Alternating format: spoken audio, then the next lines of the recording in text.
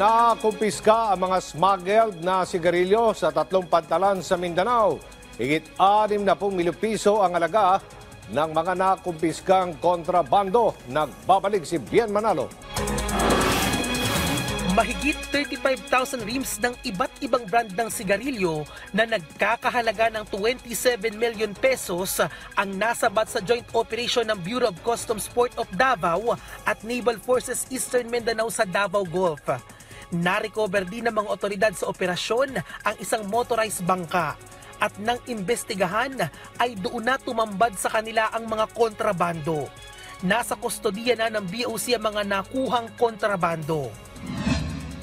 Mahigit 24 million pesos na halaga ng smuggled cigarettes ang nasamsam ng Bureau of Customs sa Port of Zamboanga sa Barangay Sinunok, Zamboanga City.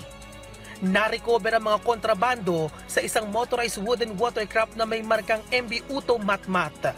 Ayon sa investigasyon ng mga otoridad, nagmula sa Hulosulu ang vessel na papunta sana sa Zamboanga City. Wala namang maipakitang kaukulang dokumento ang mga crew ng naturang bangka.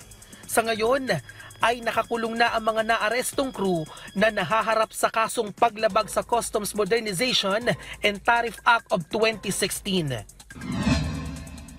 Isang motorized wooden watercraft na naglalaman ng smuggled imported cigarettes ang naharang sa pinagsanib na puwersa ng Bureau of Customs Port of Zamboanga at PNP 2nd Zamboanga City Mobile Force Company sa Maasin, Zamboanga City.